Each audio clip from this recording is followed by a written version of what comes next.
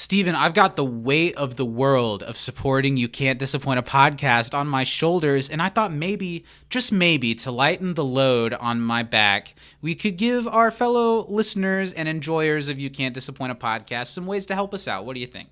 Well, I'm not normally in the habit of lightening the load on your back, but, if people want to help us, they sure can. How can they do that, Zach? The first way is to support us on Patreon. If you like what we do here and want to help us take it further and get all kinds of extra content, give us money at patreon.com/can'tdisappointpodcast. If you don't want to bear the brunt of our debt, you can appreciate the fruit that we bear to you by going and leaving us a review on Apple Podcasts, Yelp, Google Chrome podcast reviewer, or whatever you can. And that's going to help us get seen. And the more people see us, the more that we want to be seen, and the more that we see you. You can also hang out with us on social media every week over on Facebook, Instagram at Can't Disappoint Podcast, and Twitter at You Can't Disapod. Also, go ahead and give a subscribe and thumbs up to our YouTube channel, where we also post the podcast every week. If you want to hold our hands as we walk down this community memory lane, you should shoot us an email over at can'tdisappointpodcast@gmail.com. You can send us your MVP, your favorite funniest moment, and trivia for the episode we're about to record, and we'll read it live on the air. Yeah, we don't do the show live, but nice try, buddy. Thanks for supporting us, and let's get into this week's podcast.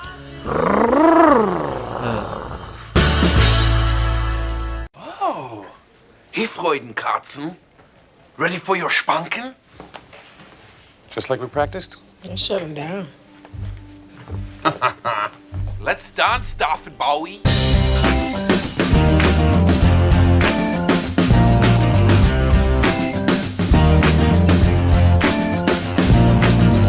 Can you do a silly, over-the-top, Nick Crowleyan German accent? Let's see. I don't know. I haven't tried. I can go for it. Guten Morgen! Oh my god. Flula Borg, is that you? Oh, Jacques! Hello! Jacques? Zach! I don't think that's how they'd say it. Oh, Zach! Oh my god. Wow. This is doing some things for me. Welcome to the show, everybody. We're getting it hot and steamy right at the top. You Can't Disappoint a Podcast doing some probably racist accents at the beginning of the show. Is German a race? Schnitzel. They're just white people, right? Yeah. Yeah, we're good. Yeah, it's fine. I think if anybody can be taken down a peg,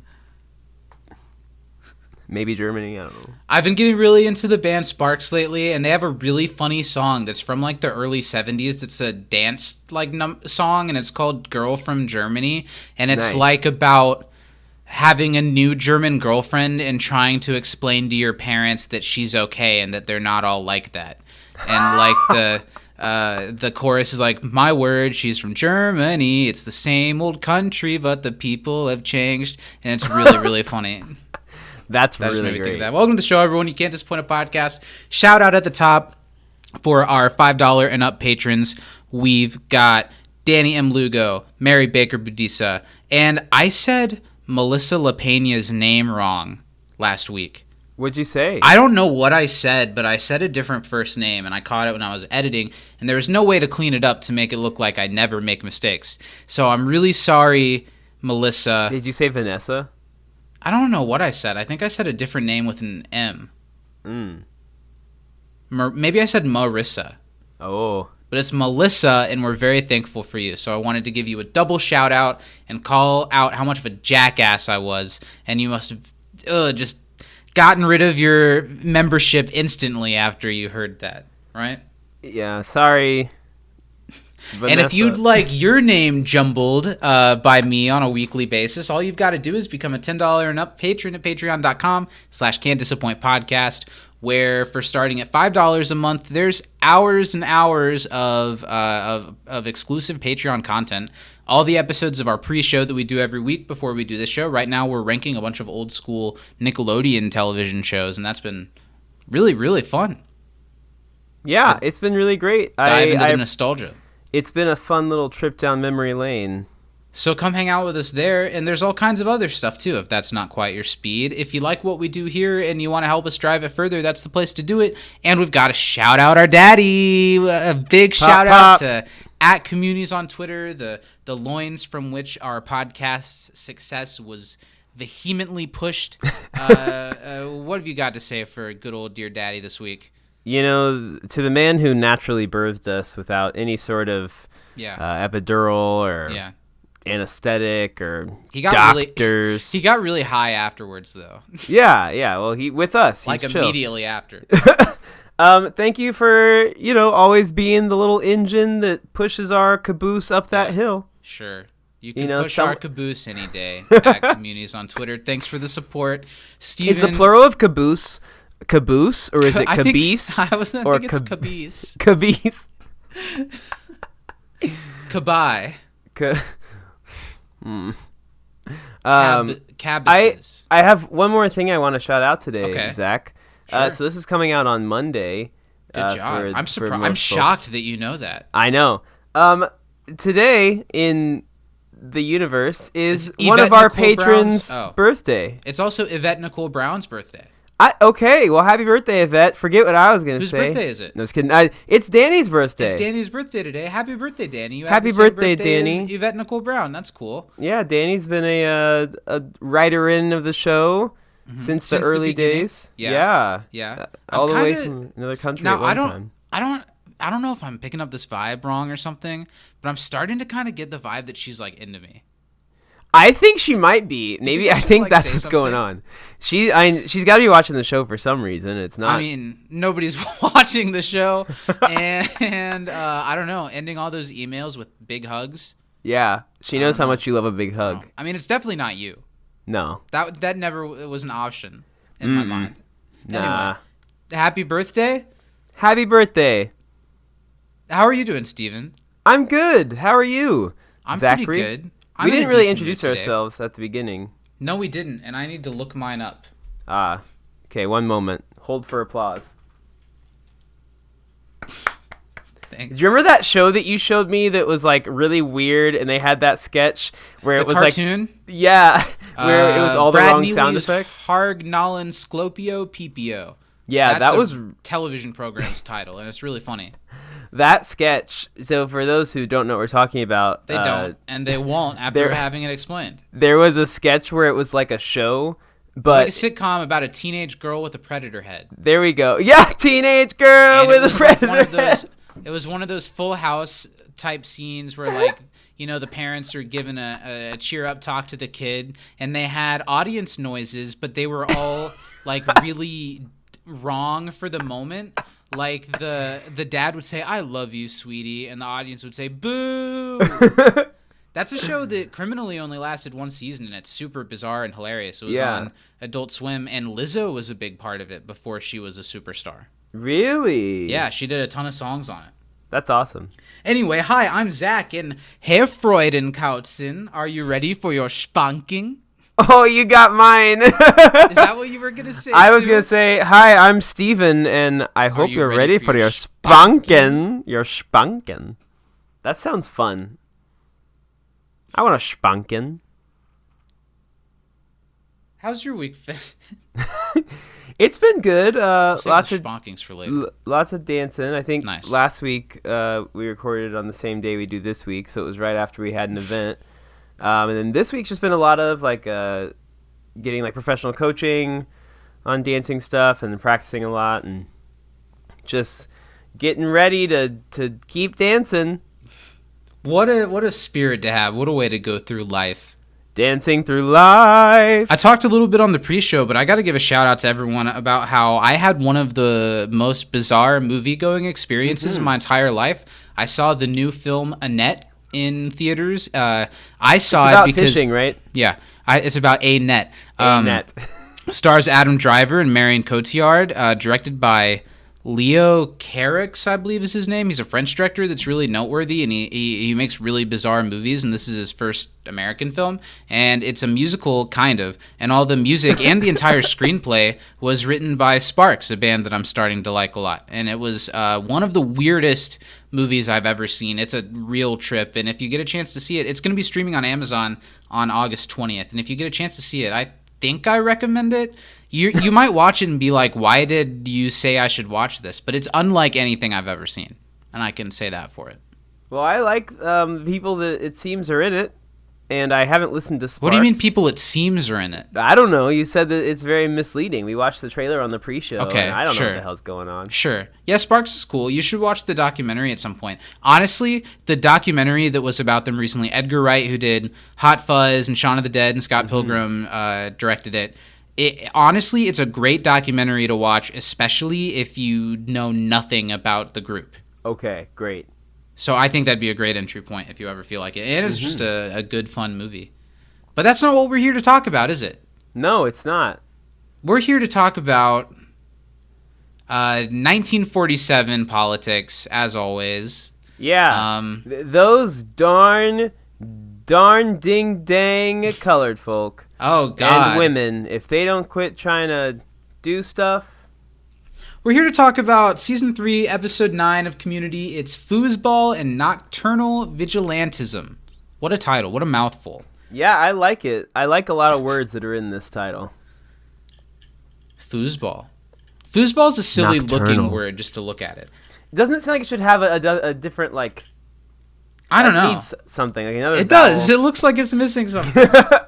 There's plenty of vowels. I don't think that's it. It was directed by Anthony Russo, who directed 14 episodes of the series, and it was written by Chris Kula, and this is the only episode he ever wrote of the entire series. Wow, Chris Kula, come on the show. Why'd you only write one? Did they only And it ask originally aired on December 1st, 2011. Okay. December 1st, 2011. I would have been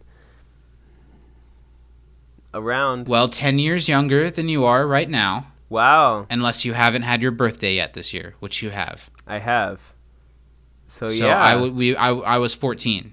Hey, me too. Wow.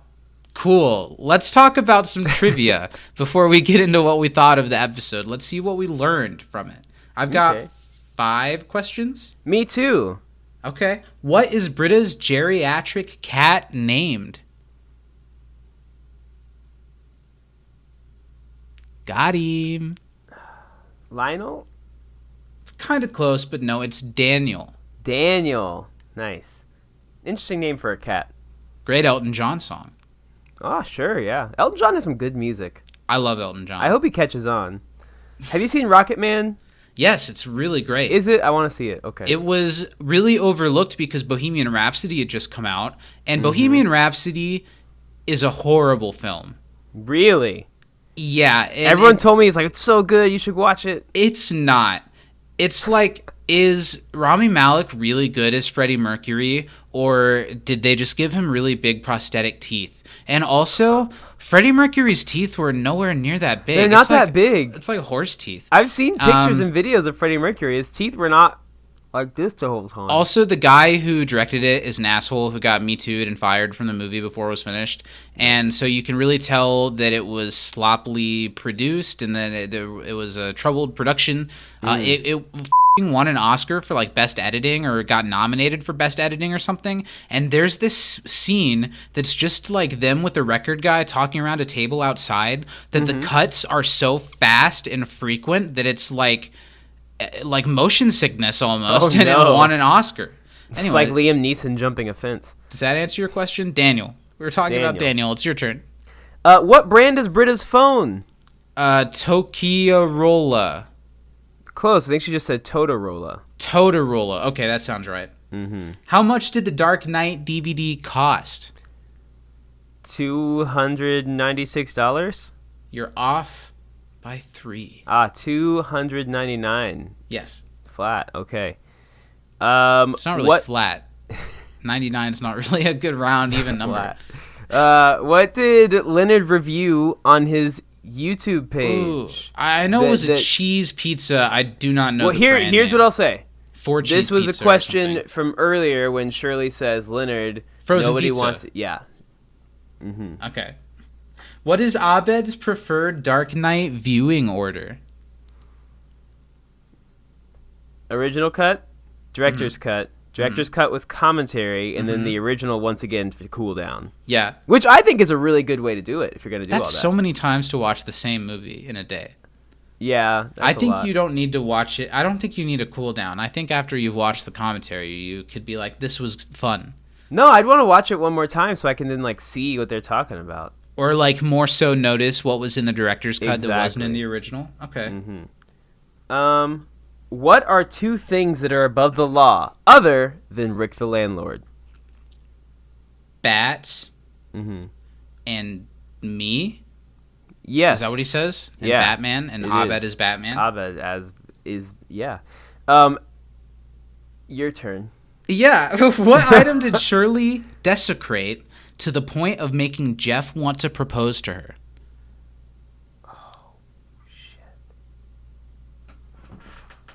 They talk about it like something I really that like happened. this line. Like, when that happened, I almost proposed to you on the spot. What you did to... You fool. Pierce's hoagie. Pierce's hoagie. That's what it was. You I couldn't remember the fool. word hoagie. You know that video of Gilbert Gottfried on Hollywood Squares? Have you ever seen that? And whenever someone gets it wrong, he's like, you fool! Yeah. Do you That's like you Gilbert right now. Gottfried? Hmm? You a Gilbert Gottfried fan? I mean, his voice goes from funny to not funny to funny again all the time. Yeah. And he sure will say anything on Cameo for money. And there's some pretty funny things of Gilbert Gottfried saying funny things. I'll have to look those up. That sounds funny. How many Was videos? that the answer to your question? Yeah. How many videos does Leonard have on his channel? Oh, I don't know. 7 is what it says, the little drop down. But I did see that he also has an Outfit of the Day channel, and that the video had 689 views, maybe? My last question for you, what necklace was stolen from Annie? Ooh, it was a white gold, with emeralds all over it, and her name engraved in Hebrew. That is perfect. You got all of it. Nice. Do you have one more? How many dislikes did Aw. Leonard's video have? I hope 0. 8? I don't know. 2. Okay, that's not I so can guess bad. it was probably Shirley and That's not so bad. maybe Jeff. All right, well, that was a good round of trivia. Let's see what we were written into this week. All right, what we we have were 3 written unto, what we were electronic- written onto, what we were written of to, Written who to? Written you to? written whom to, whomst? written whomstov to. That's it. That's right. That's what That's it is. the one. All right, this one's from Peep Review. Hey, Lil. I don't have anything of substance for y'all today, but I Today? did want to pop in Love you. and mention my MVP is Troy solely for his facial expressions during the entire episode. Okay. Whether it was natural expressions to Abed when he was Batman and Troy being excited because, Batman, or the expressions he made to Annie anytime she lied / made him Yeah. lie with her. Totally. Also, him locking their bedroom blanket fort. Love that. And then Yeah. they put the do do do do, but I can't remember the melody exactly. Do do do do do do do do do. Yeah. do do do do do do do do do. Here we go. Also, when the Europeans, when they became the foosball and kicked the ball, that was funny. But the whole Jeff, they were just carrying that for a bit, a $25 bit. That wasn't funny. Made it not funny. Thumbs down. I disagree, but they also said that while we were watching it. I thought that bit was funny. It's fine. Yeah, sent from Rick's women's shoe collection. Rick's woman's shoe collection. It would be women's. Women's shoe collection, yeah. Women's stuff. Women's. There was another joke in the episode that made me feel that way. I liked when Annie did the Christian Bale impersonation the first time. Yeah. But then when she did it at the end of the scene, I thought that was a little too much. It was bringing the joke home a little more than needed to be. So I guess I can relate to how you're feeling off of that bit. But I thought that was funny. I thought it was fine. I definitely see where they're coming from. Yeah, totally. All right, next email. That was a plenty substantive. Yeah, there's a lot of substance. I like how sometimes they'll be like, I worked no really time hard for on this questions email today, and somehow there's like Dorito crumbs all over it, and it was done over the internet. And then they'll be like, "Oh, I didn't have time to write anything, but here's an essay on why I think Annie was groomed in this episode." Love you, Lil. What's next? Hi guys. This episode really has. Oh, this is from. Who are we speaking to? Our dad. Okay, hey pops. Hi guys. This episode really has grown on me because the A and B stories are so good. Yeah. Anime, Abed as Batman, and Jeff Shirley team up. I love it. Well, I love you, Dad. I like the way you've been reading these today. Thanks. Since you're recording on Yvette's birthday, Yvette is my MVP. Well, is today Yvette's birthday? Today is, but Monday when the episode comes out will be a few days after her birthday. Happy birthday today, Yvette. Yeah. Nicole We've already talked about it. Yes, it's her birthday today. Well, because you said Danny had the same birthday as But you Yvette. said Danny was today's birthday. Today you said today was Danny's birthday. Today as in the Monday that this comes out. Oh. Yvette Nicole Brown's birthday is Thursday the 12th. Ah. So I told Danny happy birthday for no reason? Yeah. Okay. Just keep it. I think she likes you. Happy birthday. Ooh, nice. In that voice, that's going to read you some points. Happy birthday. Happy birthday. No. Give me my time. This is... Chocolate yes, you can do it better than me, but don't steal it from me.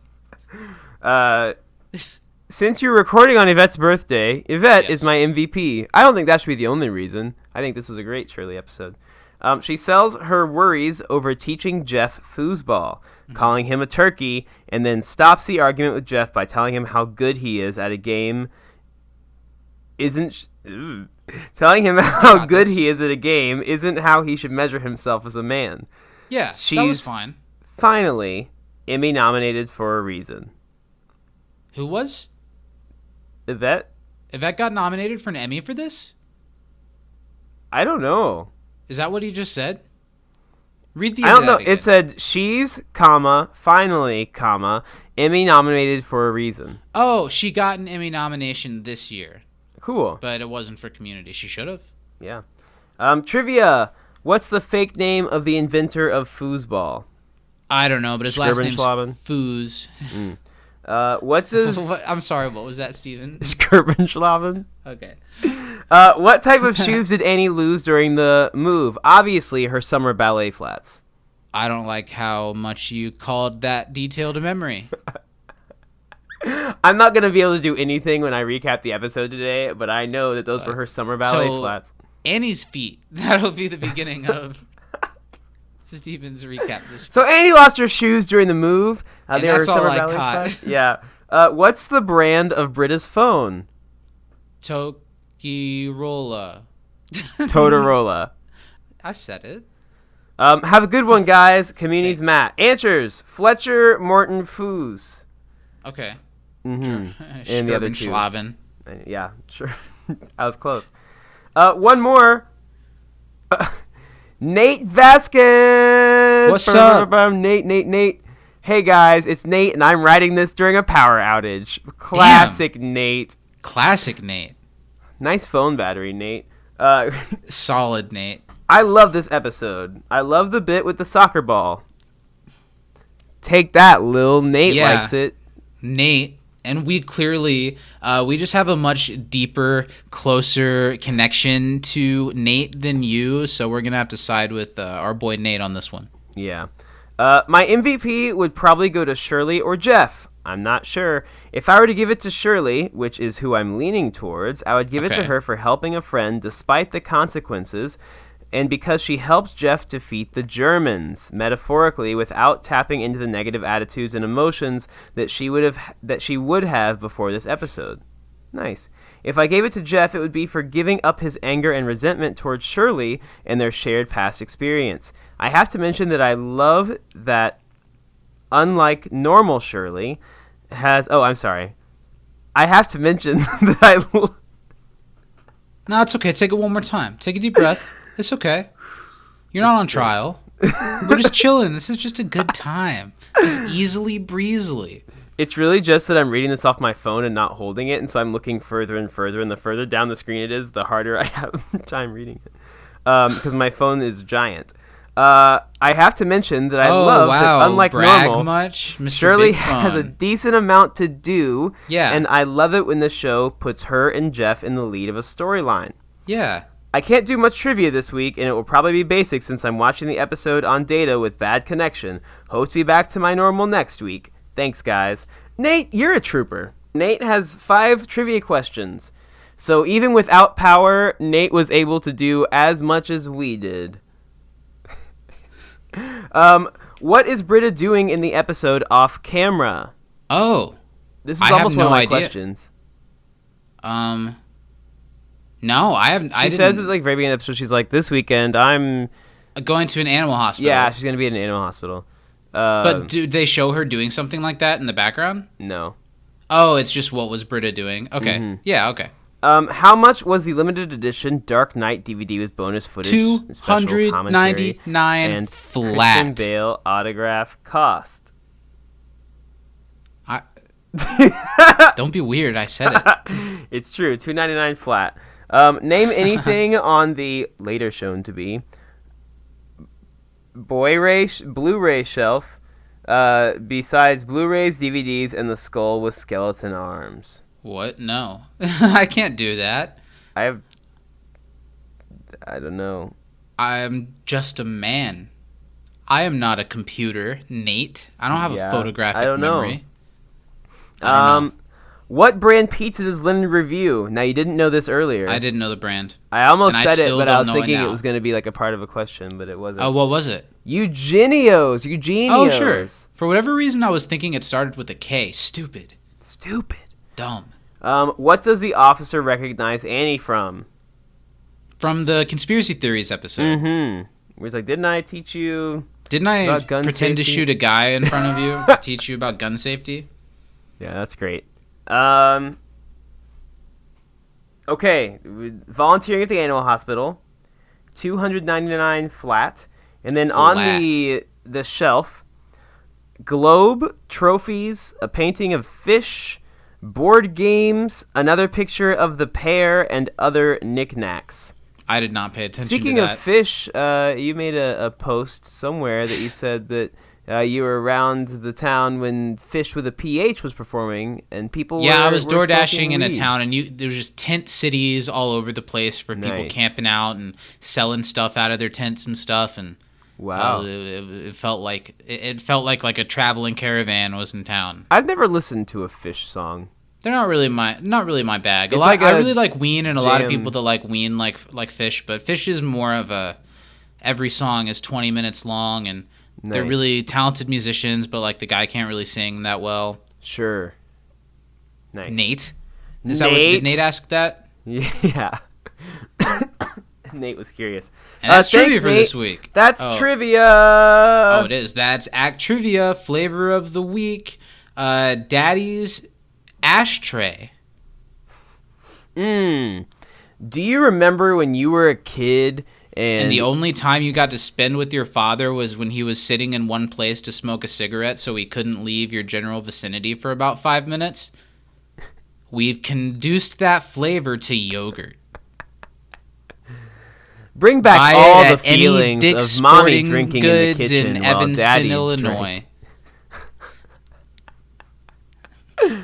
Nice. I was in Act Evanston Trivia. a week ago. All right, Steven, it is time for the next segment. How do you feel this week?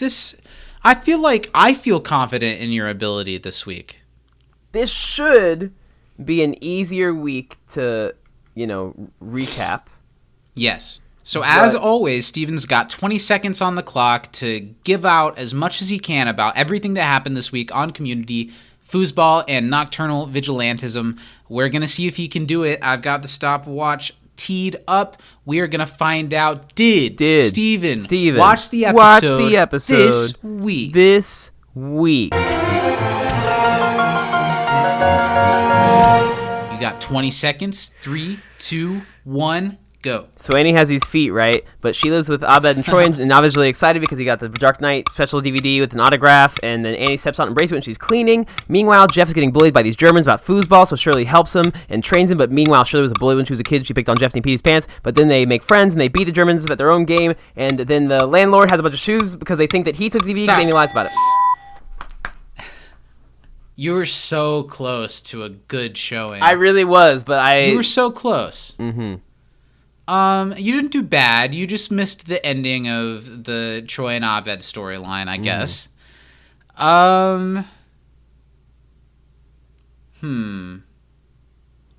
That's gonna be a B plus. Thank you. You did pretty well. I think I know how I could have gotten an A, but yeah, you were almost there. But good job this week. Thank you. Before we talk about our opinions on the episode, if it was a good or bad one, what was your favorite funny moment or moments? Okay, so funny enough, I think the hardest laugh that I had in the episode was the first time that Annie did the Christian Bale impression. Really funny. I thought it was, especially because when Troy's like, "That's not an option." No.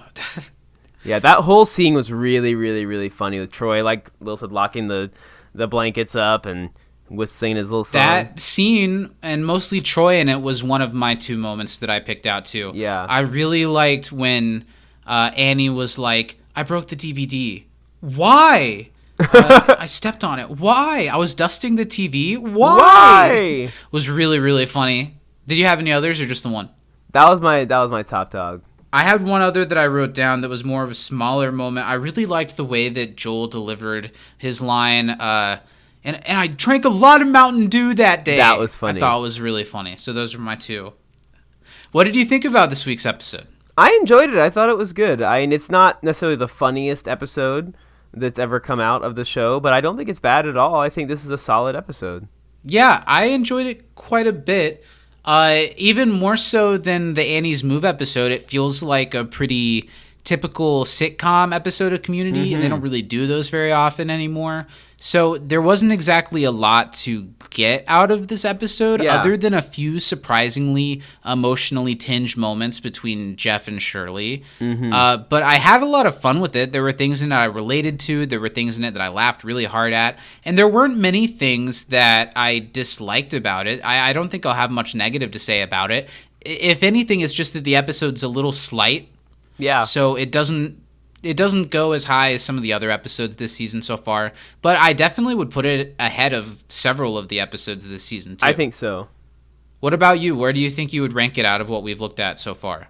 This episode 9. We're almost halfway through season 3 already. That's crazy. I'd probably put it like pretty close to the middle, I would think. Yeah, probably 4th or 5th. So right in the middle for me. I have it behind Chaos, behind Gay, behind documentary filmmaking, so it's probably around the... Would you put it above Annie's Move? I think so. I don't think I would. I think I do like Annie's Move a little bit better, but I do really like this one. Actually, no, I forgot. Annie's Move has the karaoke, so no, Annie's Move's ahead of this one. Yeah, I like that one a little bit more than this one. So it's probably 5th for me. But this one was... I don't know, it's almost frustrating how well they use Shirley in this episode in a way that's against type, because they could have done this so much more often, because Yvette absolutely nails it this episode. She's fantastic. Asked to do some kind of weird stuff that I'm sure she's not super serious about foosball, and obviously some of that was manipulated to look like it was them doing it, but as far as just being able to sell the lines, I think she really nailed it, and it's disappointing that they didn't run with this. Well, and she sets the tone right away with that first thing she does, and she's like, "You don't know me." I think that from that moment on, it was her show. Yeah, kind of. She kind of really ran it. Yeah, the whole time. And Jeff was great paired alongside her. I like a Jeff Shirley pairing quite a bit, like Nate was saying. But something Shirley that really kind of steals the show for me. Almost makes me like the episode more in hindsight is to think that Nick Kroll has a really funny bit character in this episode, and he's almost an afterthought by the end of it. That's not where all the action is. It's really more with Jeff and Shirley and Troy, Abed, and Annie, and I feel like that's a good thing. If an episode of Community can have a Nick Kroll appearance and it's one of but not the funniest thing in the episode, that's a pretty good episode. Yeah, it's true. let's dive right into it. I like Nick Kroll. Everyone likes Big Mouth a lot more than I do, but Yeah, I like Nick Big Kroll. Mouth. But I like Nick And I Kroll like Nick mostly. Kroll. I think on The League he was hilarious. I never watched The League, but I remember when you were into it. I want to open up our discussion of this episode with a little bit of a quiet ongoing segment we've had recently, and that's Chevy Watch, because Chevy Chase is practically not in this episode. He's in, I think, 2 total scenes. He has, I think, 2 lines in this episode. It's right here when he says, I forgot what I'm doing, who I'm doing this week, and Jeff makes a comment back at him, and he just makes a face in reaction. And he has a line at the end when he says, since when are those 2 so close? That's it. Chevy is not in this episode. And I didn't even notice that the first time I watched it. It was the last time I watched it because I didn't miss him. I didn't notice until at the very end when he and Britta walked up, and I was like, oh shit, yeah, they weren't in this, huh? Also, Dean and Chang do not appear in this episode, which I did miss them a little bit. Yeah. But there's enough going on with the 2 storylines that I didn't really... Well, and I guess really nice even because Britta's not in it. Yeah, Britta's not in it. I think there have been a lot of Dean-heavy episodes the last 2 weeks, and they were great episodes. But we need the study group to shine a little more. Exactly. And they do in this one, not as a unit, but that's something we'll get next week when we get an episode I'm very excited about. Yeah, me too. I think this is also the first episode, I think, where we get a Annie, Abed, Troy storyline that doesn't involve anyone else. Yeah, and it's something that they kind of do from now on, and it works really well. I really like that group. In the beginning scene, I really liked, at least Britta for not being in the episode very much. Her bit with her phone is so over the top and ridiculous. Both here when she just pulls it out as if it's to make a joke about it, and it has this just such long antenna. It looks like a car antenna. And I mean, this was 2011, so it was only a handful of years after the iPhone. I'm sure people still had some embarrassing phones, but Britta. There's a really funny bit before it goes to the theme song where she tries to take a picture. And it catches on fire. It starts smoking. Well, and then she says, and it comes oh, in it's fine. It comes in a 6-pack. That's a really funny bit. Before that, we get the big thing about Troy and Abed in this episode, that Troy and Abed, I don't know if they put their money together to get this or if Abed just got it, but they got this super expensive limited edition Dark Knight DVD that's $300, and I relate to this very much because to this day I can still be a bit of a media collector when it comes to DVDs, and if one is cool but also expensive, that almost makes me want it more. So I totally got this. I related to this. I mean, I would definitely pay. I don't know if I would easily pay that much money, but I would pay more than I should for let's say a show like Cowboy Bebop, if they released some sort of box set with the some sort of music recording or stuff like that. I would absolutely pay that much for it. Not that much, but I mean, $300 for a DVD that's signed by Christian Bale. That's actually not bad, huh? That's a really good price. Because Christian Bale doesn't strike me as the type of celebrity who likes to just sign stuff. No, not with. He might take a knife and carve something, but. Also, this episode within Troy and Abed's plot, even though it kind of circles around Abed's love of the DVD, and I guess he gets the Batman stuff, it's almost more an Annie storyline than anybody else's. It is. And it has a couple of things that are kind of my issues with the Annie character a little bit later in the episode. But I think Alison Brie has some really solid comedic acting chops in this episode. I think she's really funny. She does several things throughout it that make me laugh pretty hard. And I like Troy playing off of her versus playing off of Abed or Jeff, which he normally is. I liked the little passive-aggressive exchange between Abed and Annie about how he left out buttered noodles and she just put them away and cleaned the plate, and Abed was not done with them. And, no. And they it's one of those great jokes where they only say a sentence about it or something, but it just tells this whole story about what must have happened between the two of them. Kind of in the now same line. that they're roommates, it works really well. As the same line as what? Along the same lines as when in the Annie's Move episode with the pillows and Shirley and Abed. Oh, sure. Yeah. Exactly like that. I Such really a great like jokes like that. So now we see the foosball table that's here, that's never been here before, but whatever, just go with it. And Nick Kroll and 2 other European men, German men, I assume German, are just real intense with the foosball. I imagine it's because people of their descent take football really seriously. So foosball is kind of tableized football, and so they're really schooling everybody on it, and they're hyping each other up. And my favorite part about this introduction is that they're playing against Garrett, and the way Garrett just like shakes it off and storms away after he's lost. What do you think about these guys? What do you think about the Germans?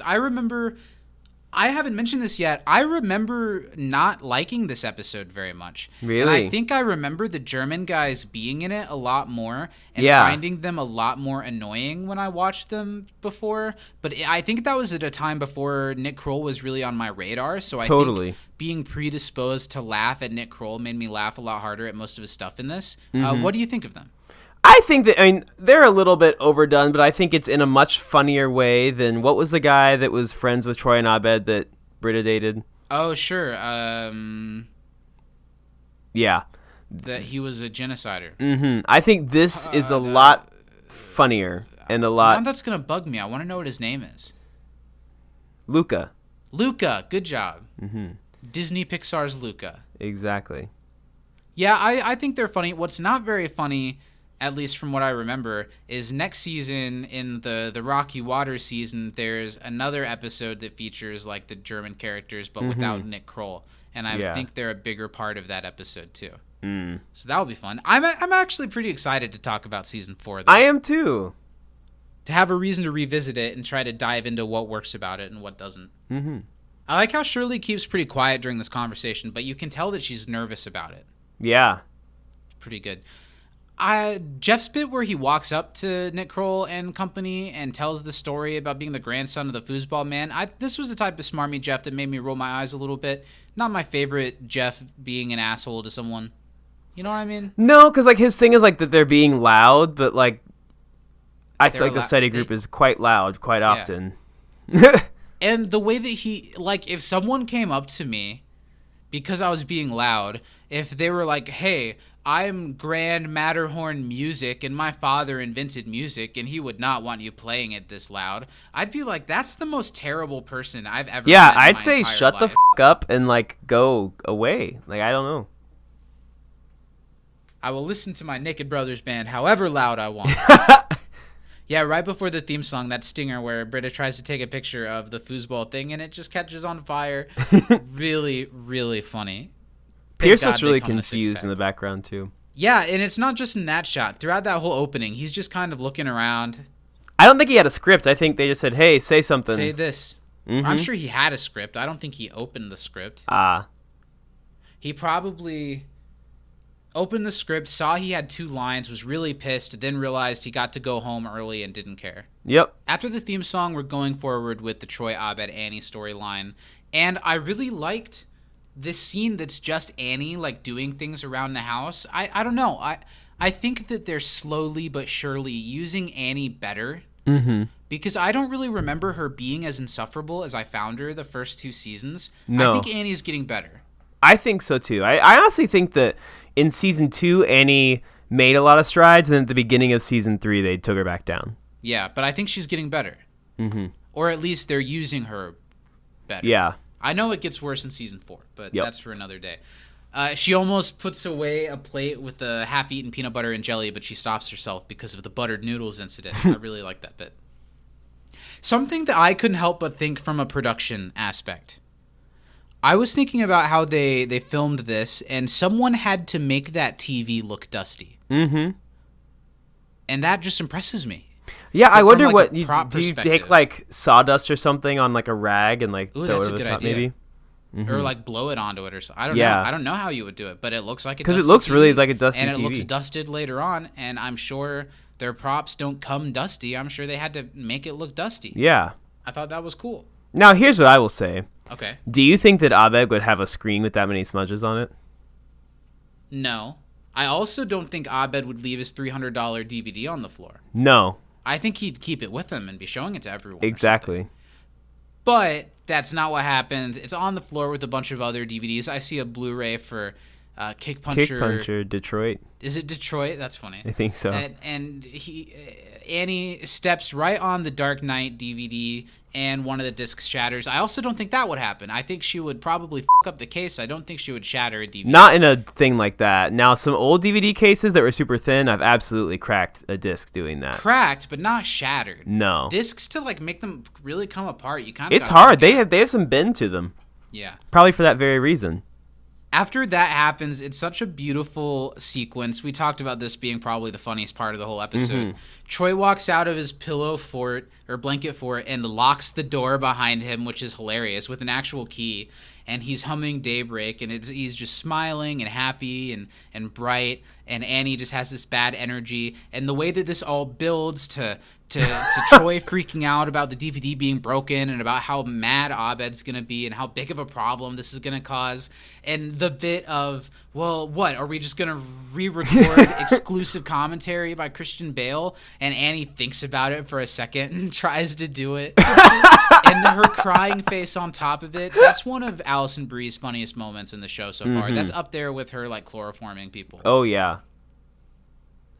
And, of course, Troy is smart enough and the show's smart enough to point out the lost, broken thing happens on sitcoms all the time, and Abed knows how many times. Abed knows everything. I like the way that Troy and Abed are best friends, but you can tell that Troy's kind of scared of Abed. Just a little bit, yeah. He's powerful.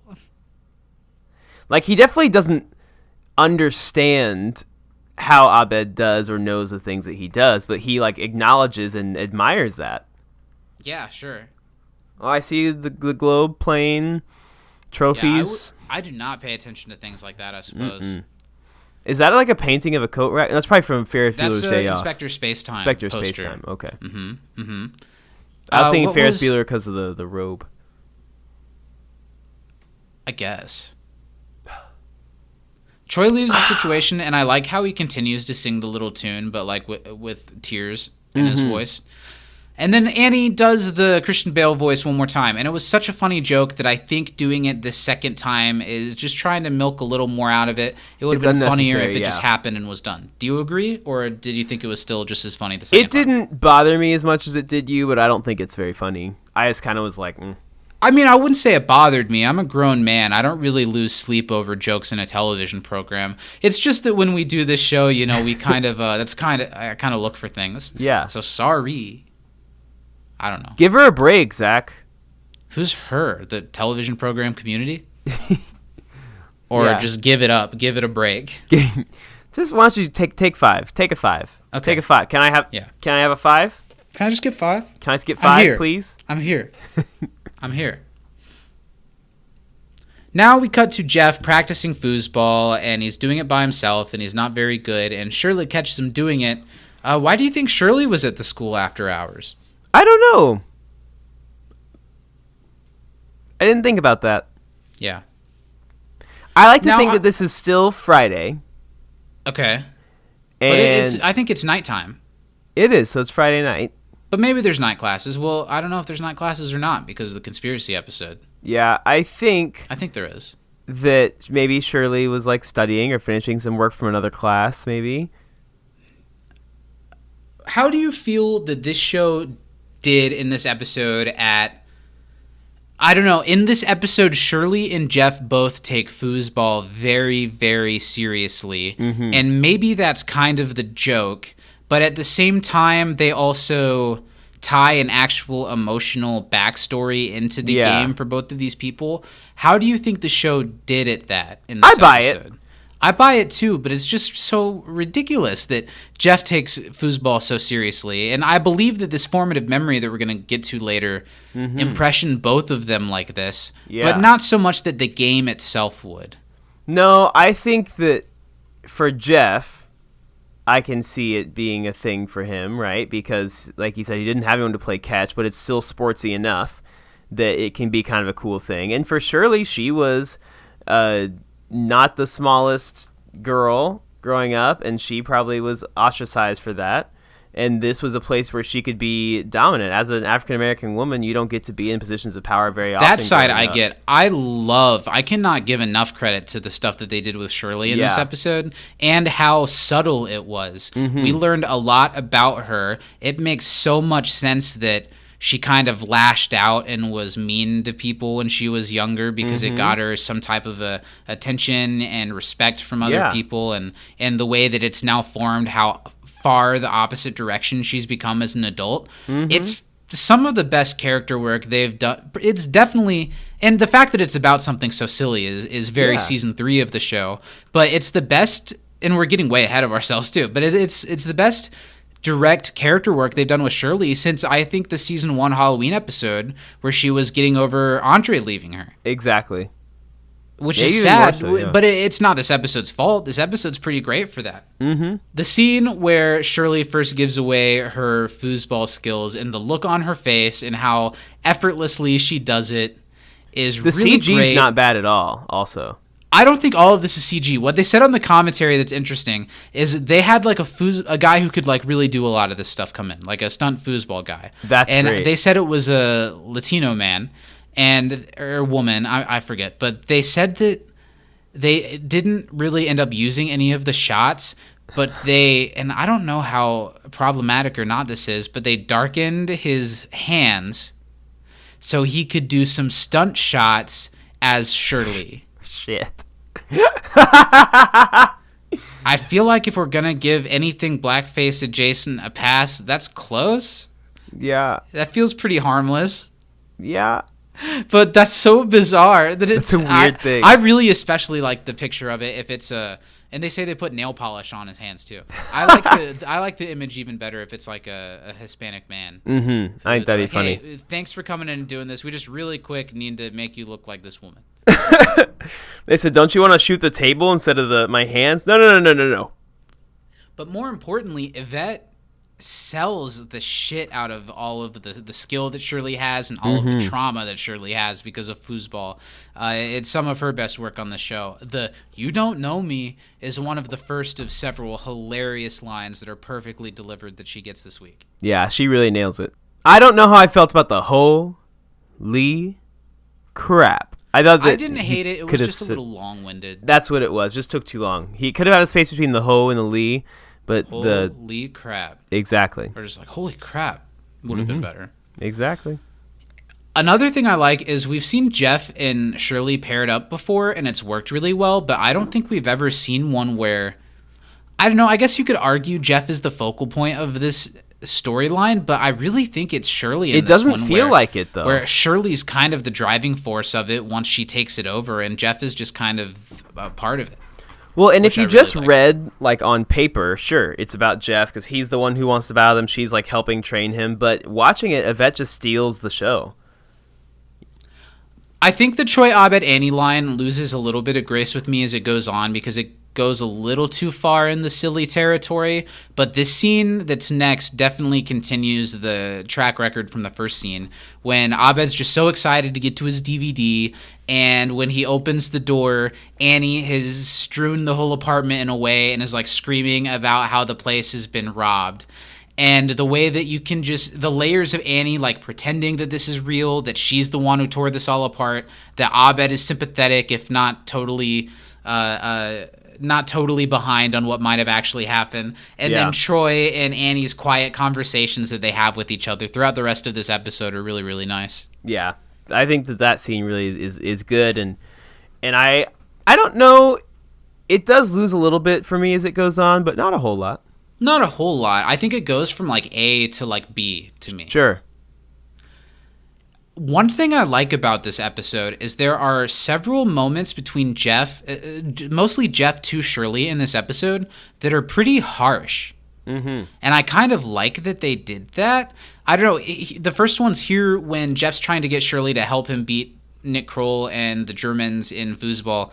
And Shirley doesn't want to help because it's like a hard thing for her to deal with. And Jeff says, "This is the first thing I've ever needed from you. Come on." Yeah. I think that's so harsh. That's really crappy. He's like, 3 years of nothing that you've offered being You finally something I care have one about. thing I actually need. That's so harsh. And he apologizes instantly, Yeah. but that's just so manipulative of Jeff to say something like that to someone. That's pretty unlikable. Well, and Jeff is on purpose, acting really sad now because he's like, oh, I'll see you on Monday.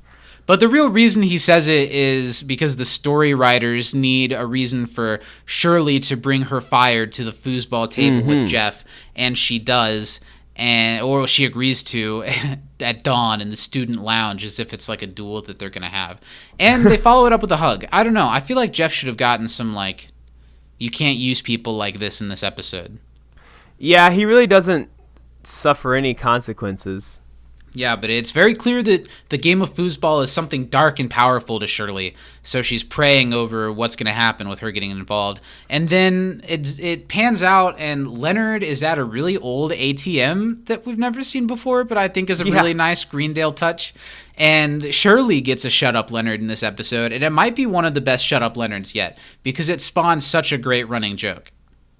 Yeah, You're talking really about it. Quiet MVP to Leonard in this episode. Leonard was great. 3 of my 5 so questions funny. were Leonard related. That's really funny. I'm sure Richard Erdman didn't know a lot about YouTube and doing frozen pizza reviews or why that's funny, but the way he does that bit in the end and the way he does is you're talking about it here, it's just delivered perfectly and with a smile that makes him just so adorable. Yeah, Richard Erdman was at one time roommates with Marlon Brando. That's wild. Leonard. And then Shirley had a stinger on that where she made a funny comment too when she's like, well, I guess you're right. I am thinking about it. Right? And then it is dawn and Shirley is teaching Jeff all of the intricacies of foosball, and it's really silly. How serious Shirley takes it, and how this serious scene's kind of funny. I think it's funny too, because we see these scenes all the time in sports movies where it's like you gotta get mad, you gotta use your rage, and you need to try and tap into something deeper. And it's foosball. It's foosball. Now I will say I do really enjoy foosball, and I consider myself to be pretty good at foosball. Well, we'll get to have some foosball tournaments in a couple weeks. Yeah. I'm down. I think we're going to be at a foosball table. That's going to be fun. Yeah, that'll be fun. I'm awful at pool, but I'm pretty good at foosball. I'm decent at ping pong. I really like pool. I've gotten decent-ish at Oculus ping pong, but I haven't played very much real-life ping pong, so it'll be interesting to see how that goes. Yeah. And I don't know about foosball. It's hard for me to keep up, I think, with foosball. But I'm down to try. Yeah, if the tabletop game that I'm probably best at in this genre would be air hockey. Air hockey's pretty fun. good at air hockey. I'm decent at air hockey. So I can't say enough about how great Yvette is, and Joel too, but how great Yvette is in the scene where she really brings the fire to this foosball table. Her grunts throughout it, her face, and then her up your ass turkey, haha, at the end of it. It's so funny, and Yvette sells it so well to where you don't think about how ridiculous it is. You take it seriously because she's taking it so seriously, and that's so important for this storyline to work, and it works because of her. Well, and I think that this is one of the few times, kind of like in the first Christmas episode with the fight, where we get to see Shirley kind of let loose a little bit, and have that side where she's excited and into something. It's great to see. And one of my favorite things that Jeff does is after he finally, I think, scores a point on Shirley, says his only reaction is, "You called me turkey." I love it. I thought that was really, really funny. Yeah. And then Shirley just growls back at him. Just, "Ah." I love that. We get the return of Officer Kikowski, who is the brother of one of the writers of Community, Liz Kikowski. He shows up again in this episode. I don't know if the last time we saw him was Conspiracy Theories, but that's one of his most noteworthy appearances. And I think we may have seen him once since then in the dean's office for some reason. Okay. I love how he walks in and he's like, yeah, our captain was killed on duty last week. Yeah, good man. 2 kids and a pregnant wife. So I heard you're missing a DVD. That's really funny. I hate to see how far Annie lets this go. Yeah. Before she takes responsibility for it. All the lying. It holds true to Annie's character from the type of issues we know that she's had in the past. So it doesn't like totally feel false. It's not like when she threw a fit in the geography episode. Yeah. I don't know. It just isn't super fun for me to watch. It just kind of makes me cringe, and it makes me feel bad for Abed.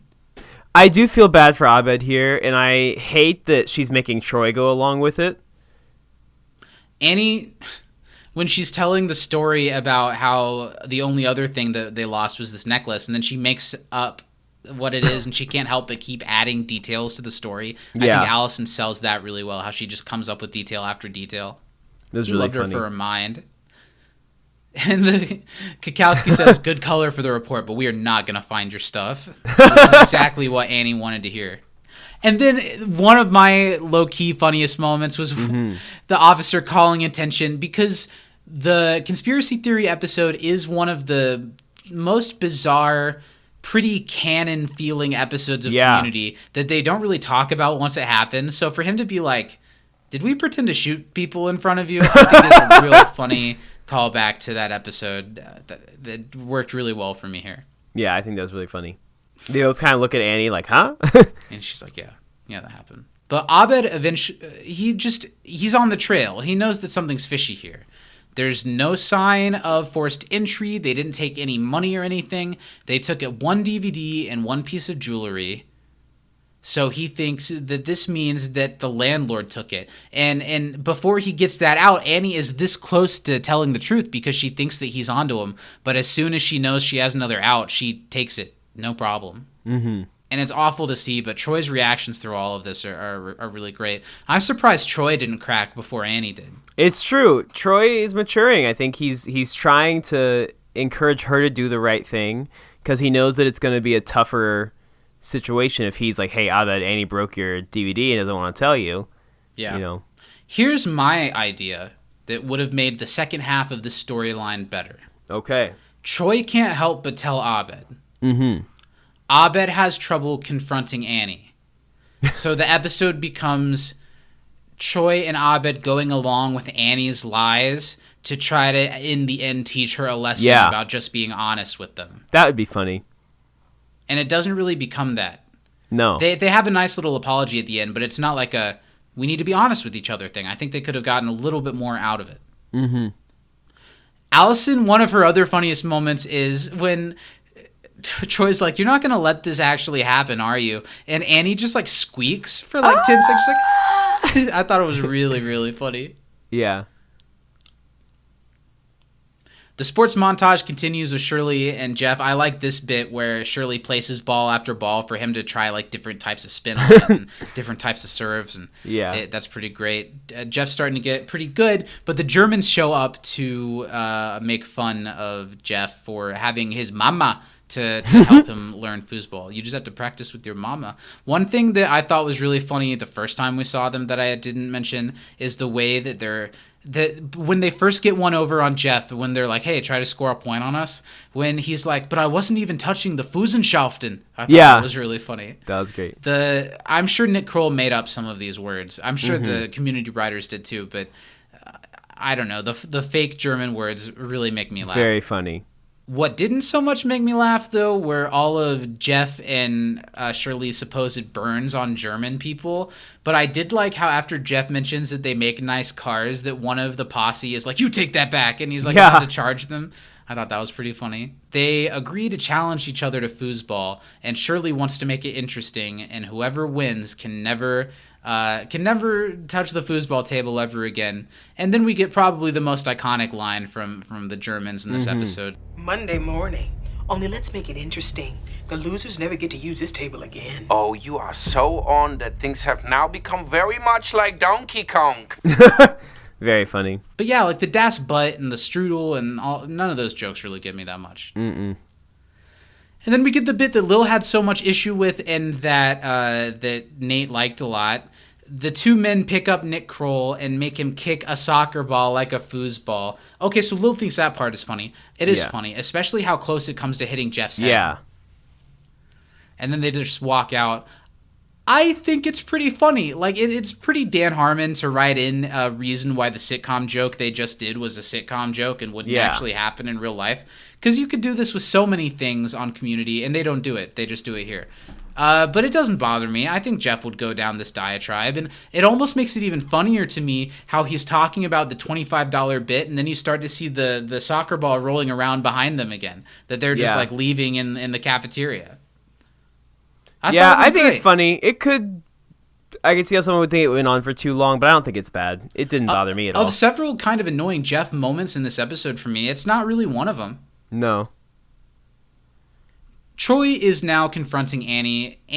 This has got to end because Abed is doing something crazy. He's going to go embarrass themselves in front of the landlord. They could probably literally lose where they live over this. Yes, and Annie is just letting it go right along. Annie's letting go right along. Also, what do you think about Abed as Batman? Do you think that's a step too far that they bring him back and that he's so deep into it, or you think it works? I think that Abed is probably very, very upset that his DVD is missing, that he was so excited to watch 4 times. He was probably going to dress up like Batman anyway. Yeah, and I think I'm not saying it doesn't work for me. I was just curious to know what you thought about it. Yeah, no, I like it. And especially since Christian Bale said that Abed is Batman. That's true. And Danny Pudi just has a perfect Christian Bale Batman voice, so it makes sense for them to keep using it. I thought this was really funny. He grappling hooks out of the window. Troy's really happy. It's really sweet that Troy's happy that he's using the grappling hook he got Abed for Christmas. What's most funny about this is everything from... He wasn't exactly supposed to stumble out of the window. It was just like Abed goes out of the window on a rope. And then this is just how Danny made it happen. This is like real. But it works really well, and it's really funny. Like, it's actually him, like, stumbling and almost falling and stuff as he tries to get down. That's really funny. And I guess I almost didn't even notice this. You got to give Annie credit, because she does try to come clean. I didn't notice that either. I think I noticed it, but it moved too fast that it didn't, get into my brain hole, you know? Mm-hmm. But, yeah, Abed is too far gone at this point. He thinks if that was true, Annie would have said something a long time ago. And he's Batman now, so I missed that. He's on a thing. Yeah, I kind of missed it, too. Or missed it in analyzing the episode. Yeah. It makes Annie look a little bit better in the long run. Because I do love how far it goes from here is just as much on Abed as it is Annie. Yeah, I do love where he, caresses Annie's face, and she once again kind of swoons over the character that Abed is playing. Yeah. Abed could get it, I think. If he wanted to, Abed could get it. Totally. I can't believe you started your recap with Annie's... So Annie has these feet. It was a callback. It was a callback. I had to do it. So they all climb out the window, too, which I think is funny. Annie follows Abed out the window, and so does Troy. And then we cut to Jeff and Shirley bonding over their shared foosball experiences at the only restaurant set Community can afford. Do you think the dean would be upset if he knew that Jeff took Shirley here so shortly after taking him? That would have been funny if he was just at another table and there were just one or two him glancing at them ugh. That would have been a great use of the dean in this episode. Guy in a Dalmatian costume. Yeah. Or a baby in a diaper.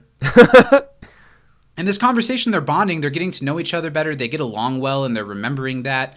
But this is when we open up to the kind of trick that this episode pulls, that they're going to tell us that Jeff and Shirley have been in contact with each other as children. They are about the same age. Mm-hmm. And not only that, Jeff had this really traumatic, personality forming experience being bullied as a child over a game of foosball, and it turns out that bully was Shirley. All along. It's so close to not working to being too much of a stretch, but I think they do pull it off. I think it works, yeah. The girl who does young, mean Shirley, I think did a really good job. She plays Daryl's daughter on The Office. Does she really? Is that who that is? Yeah. The one that Ryan, No, that's Stanley's daughter. She does a really good job. I think she's got the mean bully vibe well, but you see what's underneath it at the same time. Yeah. And Shirley telling the story and getting it off of her chest, not knowing that it was Jeff, that I guess I didn't mention the story that over a game of foosball, Shirley was really bullying the person that she was playing against and jabbing her with a stick and making the guy pee his pants, and that person ended up being Jeff. Mm-hmm. But Shirley was telling the story to get it off her chest and didn't know that it was Jeff. But, of course, Jeff hears that story and knows what it is, and it totally changes everything between them because suddenly, I don't know, Jeff just reverts to this child and can't help but see Shirley now as the bully that made him pee his pants and get laughed at as a kid. Yeah. What else, the kid that's playing Jeff, what else is he in? Or on? I didn't recognize him. Really? No. Maybe he looks a little familiar, but I don't know. He's just some kid. He's been in something. Jacob Bertrand. He's been in a lot of stuff. He was the main character of... He's credited as Tinkletown. Yeah. It looks like he might be on Cobra Kai. He is. He was also the main character of Kirby Buckets. I don't know that one. He was one of the Bubble Guppies. He was in Ready Player One. Mm-hmm. He was in Marvin. He played Henry Foreman. He was in Marvin? Yeah. The Lion Guard? He's been in a lot of kids like shows. An actual character. He was in an episode of iCarly. He was in The Gambler with Mark Wahlberg. Nice. Interesting. So he has been in quite a bit of stuff. He was a voice in Paranorman. He's a voice on The Legend of Korra. He was in an episode of iCarly. He was in an episode of Parks and Rec. He's in an episode of The Cape, Zach. Come on. Is he really? Oh, shit. Yeah. What if it was the son from The Cave? That would have been funny. That'd be freaking hilarious. It says he's only in one episode, so might be. Well, cool. I've heard that Cobra Kai is really good. I have too. I love the Karate Kid movies, so I'd probably really enjoy it. So Jeff and Shirley realize they have this shared sort of traumatic experience. Jeff peed his pants, and it made him change schools and change his hair and his personality and how he looked, and it was all because of Shirley. And it kind of makes Jeff the adult spiral because we're going to see in some of the other harsh things that he says to Shirley in a second that he doesn't look that highly at Shirley, so knowing that it was, in quotations, just her that made him feel that way makes him feel worse. Yeah. The line that he has before he storms out, he says, I wish I could show my 10-year-old self a picture of you right now. I thought that cut pretty deep. That's pretty mean. But then the delivery afterwards kind of softens the blow when he says, and I had a lot of Mountain Dew that day. But man, who would have thought that this type of successful conflict would have come out of an episode about silly German accents and foosball and Batman? I know. And speaking really of Batman, I like how the poor creepy landlord, his apartment is so bare.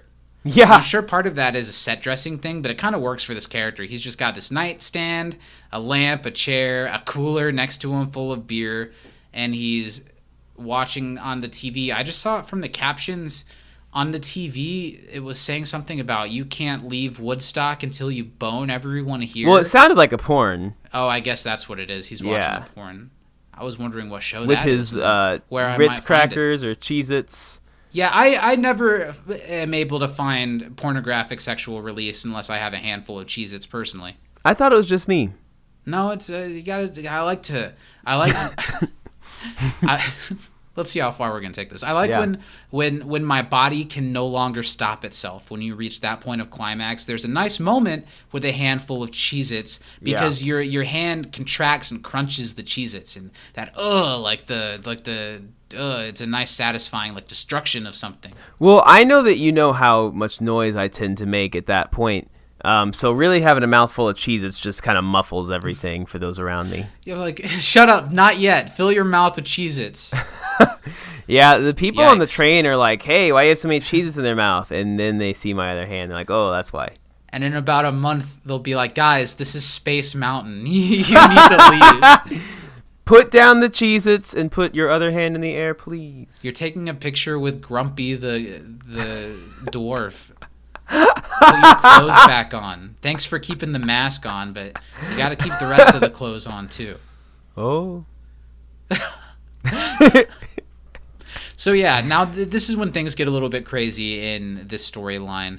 Abed as Batman doesn't break into, but opens the window and comes into the landlord's apartment, and scares the shit out of him. And falls all over the place. But the funny bit is when he's just like, where is it? Where is it? This landlord has a secret and imagines that somehow he knows about the closet full of women's shoes that he has. So they go over. I also like, Abed says, Troy, closet.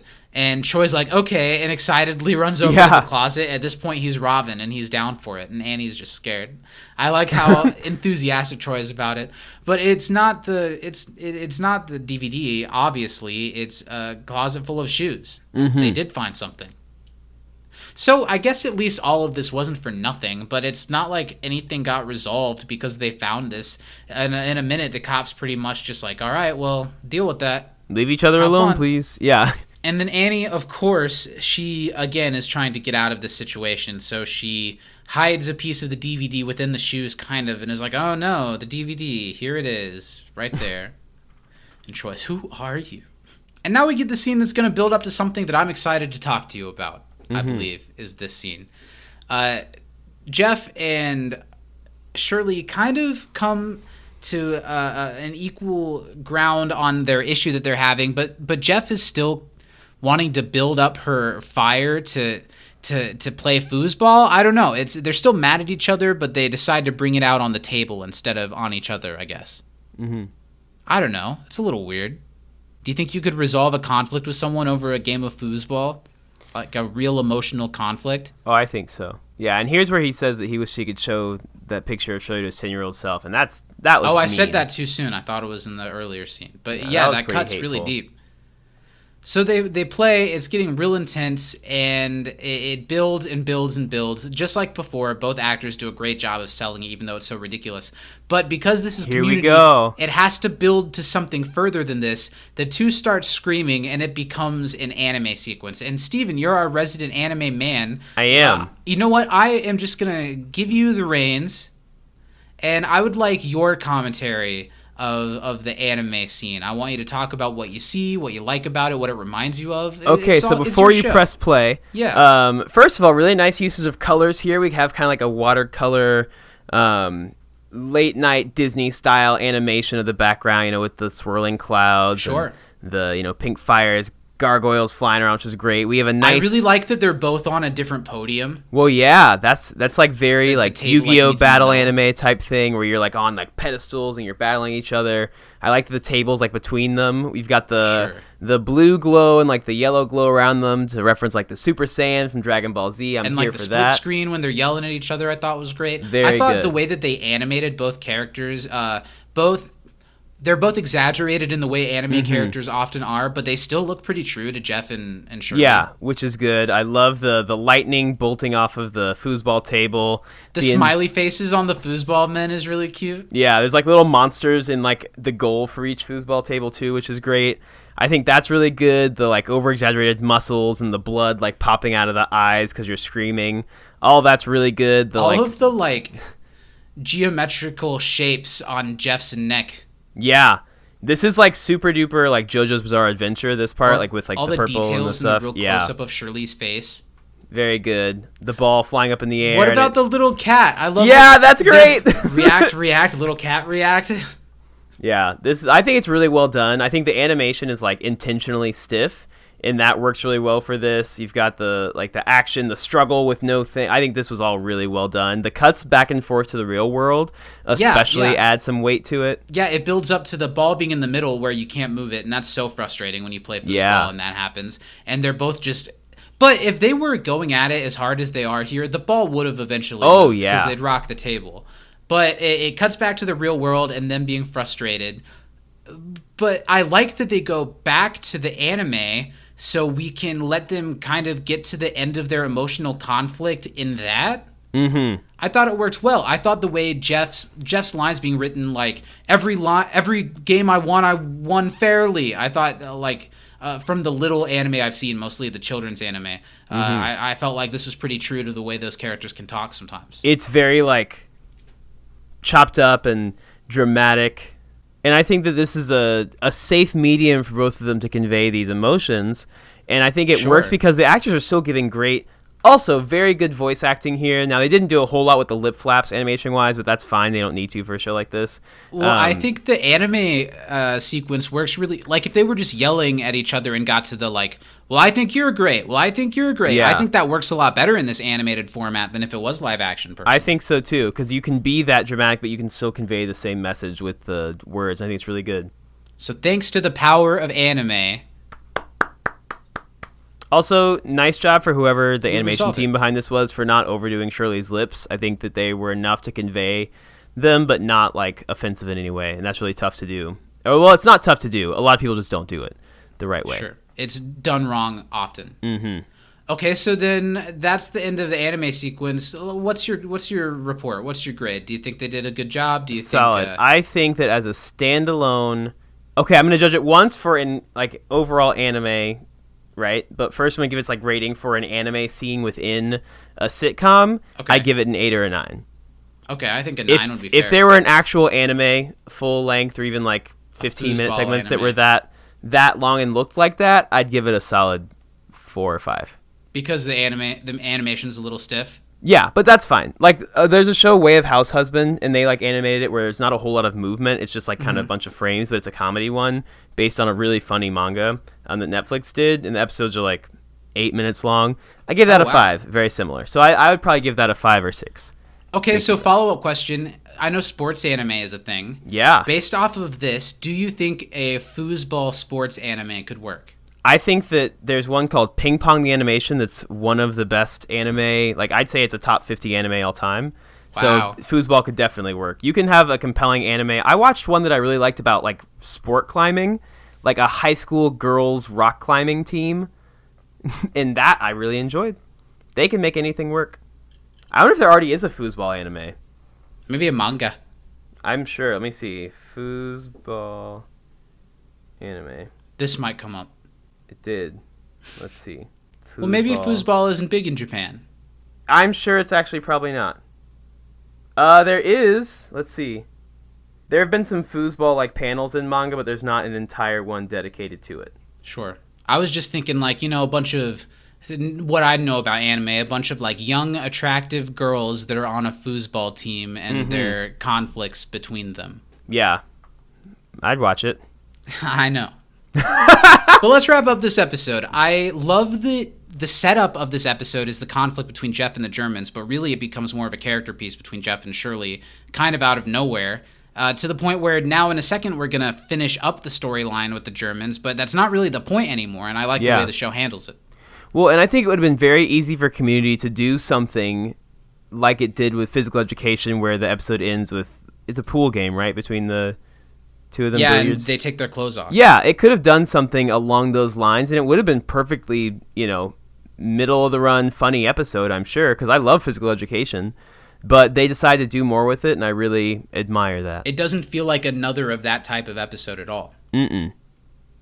And now I think this is the wrap-up for the Troy Abed Annie plotline. Kakowski's back and pretty much says that they're not going to lose their place or be in any trouble as long as they stay out of their landlord Rick's place. And that's really problematic to them because they just found all those women's shoes and stuff and that he's really creepy. But the police officer's basically like, well, that's not what we do. Yeah. What do you think about this as a way to wrap up the storyline? Do you think it's unfair that they don't get in a little bit more trouble? I think it's a little unfair. I think that the trade-off is that their landlord's really creepy, and because they deal with that, they're not in trouble for ransacking his creepy shoe closet of stolen shoes. Okay, sure. And like Officer Kakowski said, he tells people this all the time, just get a shoe safe. Just protect your shoes. Let's talk about how this emotionally wraps up here. I almost think they should, and like I mentioned, I kind of had another idea for it earlier, but I think they could have done a little bit better with this. I feel like Annie's saying it so, I like the Abed as Batman of it all, to where don't tell Abed, he won't be able to handle it. Yeah. But I think Annie gets away a little too easy for all the lying. Absolutely, she does. I think, and then her apology is real cutesy. Mm-hmm. And I think they kind of rush through it. Not even rush through it. I think they just do it in a way where it's like, okay, tie it up, all good. They're like everything's checking fine. off the boxes. It's not the worst, but I wish this would have led to something a little more meaty, like the Jeff and Shirley storyline. Yeah, I think it could have been funnier if, like, they had a clip, but that would have to be the in tag. But where Abed like makes Annie do the commentary, but as Christian Bale in the voice, that would have been funny. Also, the stinger on this storyline, I guess, when Abed comes back dressed as himself and Troy's like, Abed, where have you been? I think that's cute. I don't think Annie needed to be like, Troy, really? No, because obviously Troy knew it was Abed. Yeah. Like, he... like, he was playing along with Abed, yeah. Now it's time for the showdown, and Jeff and Shirley show up, and there's a little bit more of sassy talking, ready for your spunking. And they come here with a motive. They're not here to beat them. They're here to put it all to rest by getting the ball stuck in the middle and walking away while they're all frustrated and over the top. I think it's a pretty slight ending to this storyline for how far they took it. Yeah. But I like so much of the scene they did before this that I'm willing to let them wrap this one up a little nice and tight, just like the other storyline, because I think they ended it already. And then that's not really what it's about anymore, and I kind of like that. And the last moment of the episode, they walk away together. Pierce gets his second line of the episode, asking how long have they been so close. And then the last shot, we see them walking together, but it's their childhood selves walking together. And it is cute. It didn't quite make me emotional, but I did feel like a little tinge of like, that was sweet. That's a nice way to end that episode. And it's such a shame that we didn't get many more things like this starring Shirley moving forward, because it works so well. It really does, and it's just frustrating because she's a character that they can do such great things with, they just don't. I wonder if the creatives didn't think highly of this episode, and if that had anything to do with why the writer never came back. I don't know. It's interesting. But the end tag, iconic. Great. I don't know what there is to say about it. Leonard literally just eats and reviews a pizza and says that it's good. But Richard Erdman's face is so... He's got like almost like a baby's face. Yeah, it's like so cute. His eye, his smile. I just think he's very, very cute. And watching him do this is cute. And the way that when he's done, that the I'm as high as hell and you're about to get shot music starts playing. Yeah. And did you at all notice or pause to read the big wall of text? I read some of them as they were popping up, but I didn't see all of them. Well, not just the annotations. It's like after all of this, for just a second, it's almost like a Big Bang Theory-esque, like full screen paragraph thing. Yeah. Right here. This purple screen. We'll go ahead and read through it. It's a little Easter egg. We've got, first off, this is the end of the episode. It's Leonard's YouTube video. This shows at the end to set it up for everyone. This is Leonard speaking now. First off, would someone please explain to me why in the age of digital streaming I have to pay late fees for the movies I rent? I'm a responsible person. I pay my taxes. Seriously, I'm not trying to be a dick about this. I really want to know. It seems to me that the only competitive advantage these rental stores have over the internet is face-to-face customer service. So why are you working so hard to make me not want to talk to you just because I kept Dan in real life a couple extra days? There were a lot of special features, and I didn't ask my daughter for a Blu-ray player not to see them all. Oh, and by the way, what happened to the days when these rental jockeys would actually watch the movies they have so they could give you recommendations instead of just standing there like, Dodoy, yeah, I guess there's probably nudity in Dan in real life. Well, guess what, Chelsea? There isn't. That Juliette Binoche, though, va-voom. That's one frozen pizza that gets my oven going at 350 degrees. Anyway, hit me up on the comment side, unless you're a hater, or catch me on Twitter at Leonard_GCC. And remember, see something, say something. At the bottom it says... What or something? Oh. I think it says watch... But yeah, that's the message Leonard has for us at the end, and what a, I guess, lesson to learn at the end of this week's episode. I don't know. As someone who going on a tirade. Did you ever have the power when you worked at a video rental place to like waive someone's late fee? Oh, absolutely. Ah, nice. I would do it just if I wanted to all the time. Yeah. And not do it if I wanted to all the time. Sure. That's power. Yeah, absolutely, I had that power. After talking about the episode, how do you feel about it? Do you feel any better about it? Any worse? I would put it above Annie's move. Really? I don't think I would. I like this episode a lot. Don't get me wrong. But I don't think it's quite a greatest hit. No. I think I don't know that move Annie's is move borderline is greatest hit actually just a because of greatest the hit. karaoke. Maybe karaoke not makes it under close analyzation. Maybe it's not, but I think just the idea of the episode itself and like the T-shirts and I think it's closer to Essential Community than this is. I understand. But the anime sequence works great. The Jeff and Shirley stuff great. is great. The Leonard stuff is great. The Troy and Abed Annie plot works pretty well for it being the first. It could be like, oh, now they're making those characters do everything together all the time because they're running out of stuff to do. But it doesn't feel that way at all. It feels really natural, and I like the three of them working together. So I say this episode is a buy. Yeah. This one's a buy. Who's your MVP? I want to give honorable mentions. I think Donald Glover gives a fantastic performance as usual. I think Danny Pudi was great as Batman. I always love Abed as Batman. I think it's really funny every single time, and it doesn't grow old for me ever. Sure. Leonard, obviously great. Jeff was really good in this episode too, but I got to give it to Shirley. I think Yvette really, just like really hits a home run with this one, her performance. Absolutely. I completely agree, and that's my MVP too. Partially because we don't get enough reasons to give it to her, so when she earns it, she deserves it. She earns it really well in this episode.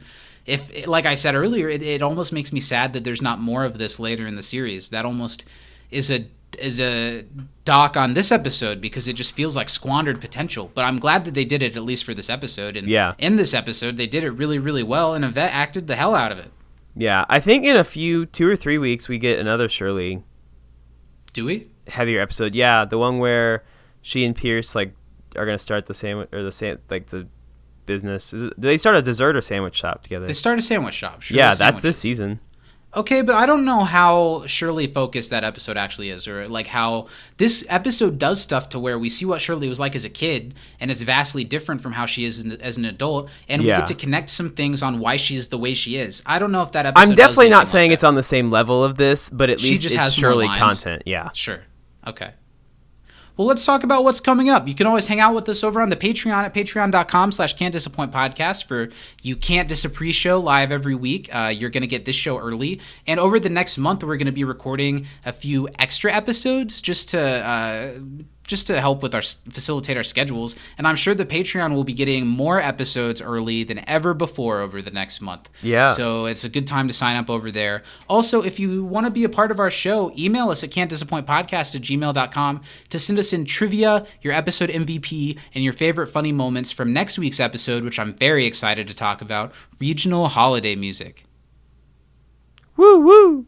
Outside of that, Steven, where can everyone find us? You can find us on the Twitter, if you're not a hater, over at You Can't Disapod. We're also on Instagram at Can't Disappoint Podcast, and we are on YouTube and the Facebook under the name You Can't Disappoint a Podcast. That's the whole name of the show. So type it in, search us. There's videos, there's posts, there's audio, there's like something else, I'm sure.